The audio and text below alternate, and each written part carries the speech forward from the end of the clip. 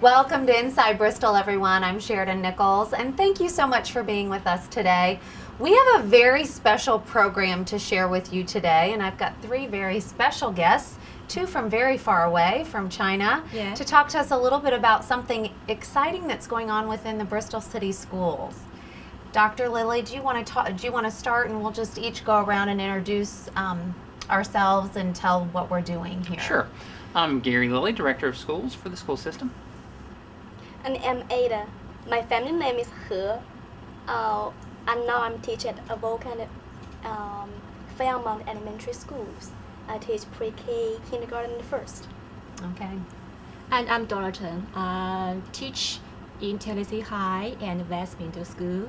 And my students are from 8th grade to 12th grade. So we have got two teachers here from China through a very special program that you started investigating maybe a year ago or 2 years ago. What's the program called? Yes, we're able to bring this program to the school system through the support of the Confucius Institute, and their mission is to help build support for the teaching of Chinese language and culture in public and private schools and higher ed universities. I actually first learned of the program in September of 2010. I was attending a conference in Pigeon Forge for superintendents and was interested to learn about a similar program that was in Greenville City Schools. So I went to the session, and there I met some folks from the Confucius Institute, and so we started talking about the possibilities and how the program worked. They actually funded 3 administrators from Bristol, the elementary supervisor, the secondary supervisor, and myself.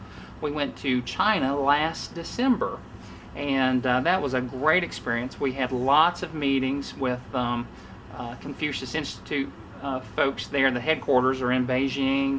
We met with folks. Hanban is a division of the Ministry of Education in China, and they actually fund the Confucius Institutes.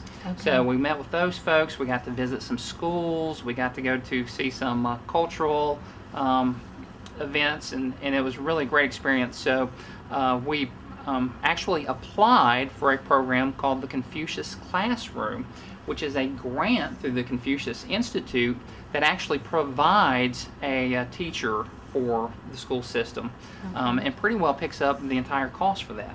Wow. So we were excited about that. So we get you two, which is we do. exciting. We actually, Dora is our Confucius Classroom grant teacher. But we were really interested in beginning kind of a bookends program. We wanted, traditionally we offer lots of foreign language at the high school level. Right. And we wanted to continue doing that, but we wanted to be able to introduce students at a much earlier age. Research tells us that the sooner children begin learning a foreign language, the easier it is for them to learn the language. So we talked to the Confucius Institute, and they've got a school partnership program that allowed us at a greatly reduced cost to bring Ada into the school. So we're kind of starting on both ends and hope to meet in the middle. So ladies, you've been here for 6 months or so, or at least halfway through the school year almost. How's it going? Oh, it's going great. Well, I am so blessed to be here and teaching with the little ones. I love the little ones. They surprise me every day. Oh, I'm sure. I can only imagine. And they're so curious and ready to learn. I think that's what's exciting about when you bring in that younger age group. Yes, because my kids are all from maybe 4 years old to 7 years old. They are really in their early age. Sometimes they are really curious about their Chinese culture or something, and even maybe their questions are kind of it's not because they are little and something that we cannot it's not so comprehensive, but they can ask me very interesting questions. Oh, I'm sure. I bet they're great. Now, what about you? How's your experience going? Oh, it's interesting. It's expensive. No, I mean it's very valuable experience for me. Yeah, and my students are teenagers. Yeah, and they are not only interested in the knowledge, but also about the culture. So I always prepare a lot of things for them. Yeah, and now they know a lot about China. That's fantastic. They can, say hello and sing a lot of songs and draw a lot of Chinese pictures. So I feel it's very worth to do that. Yeah. So what is the future of the program?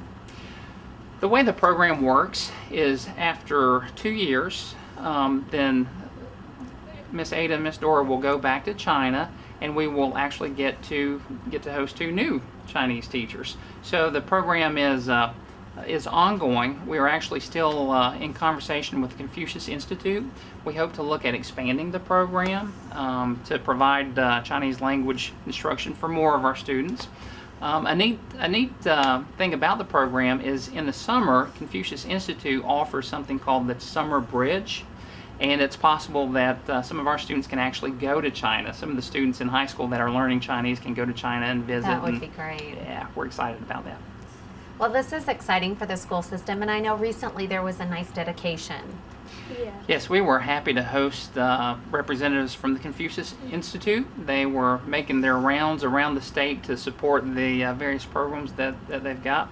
And so we had the director of the Confucius Institute, Professor Kyung, that came and actually presented the school system with a plaque for our program. And the kids came in and got to celebrate too.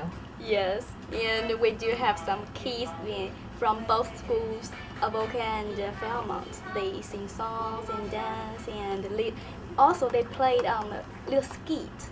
And the high schoolers sang a song. Yeah, they love the song Beijing Welcomes You. They sing again and again and again. And the 2 girls, they like Tai Chi very much. So 2 girls, they did Tai Chi that time.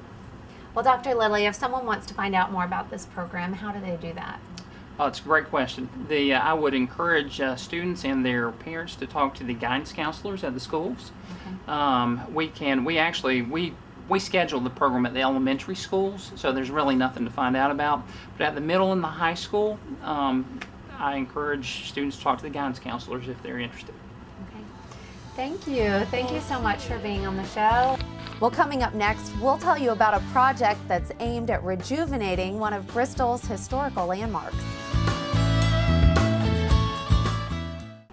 Welcome back to Inside Bristol. I'm Sheridan Nichols, and joining me today, I have Jim Butcher and Jim Arnold. Thank you both for being with us today and joining us on the show. You're welcome.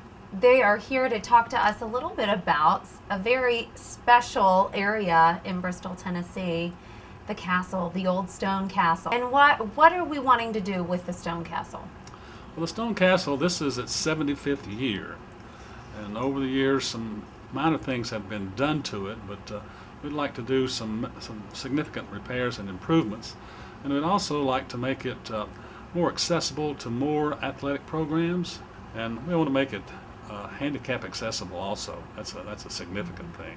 So Jim, what are we calling this project? We're calling it the Stone Castle Rejuvenation Project because it's pretty much totally inclusive for the whole facility. And there have been some improvements in the past, or just, I guess, more maintenance. But we're talking about some really bigger renovations here to keep it around. I think you mentioned for another 75 Right. years. The Stone Castle is an icon in Bristol. I think you talk to anyone, they're very familiar with the castle. It has a really wonderful look, and we'd like to keep it around for 75 more years. And as Jim mentioned, the users, we have a lot of usage. Band, we have all kinds of athletics. We have added programs in the past, and it's the home field. And we want to make sure that field is ready for users for many years to come. We'd like to also maybe expand some things with the city. I mean, the Stone Castle could be a place for something like Rhythm and Roots. We feel that is a vision that could come about in the future. And so now we're needing everyone's help maybe in the community, or there's ways for people to get involved. Yes, we've worked through a professional agency to come up with a basic plan for rejuvenating the existing facility and upgrading some things, everything from restrooms to concession stands to the field playing surface. And we've got some basic ideas there on how to do that. So our next step is how to fund it.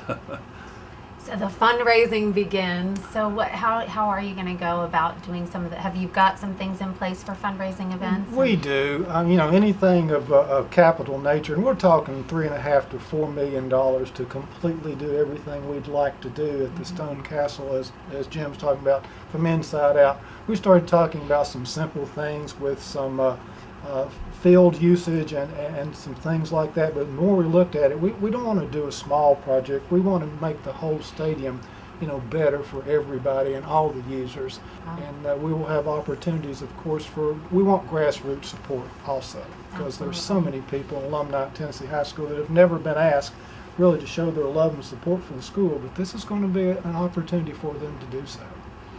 Oh, well, good luck with it. But it will be exciting, and we'll look forward to having you back to find out how it's going. Well, thank you. Well, thanks for being here. And thank you. We'll be right back.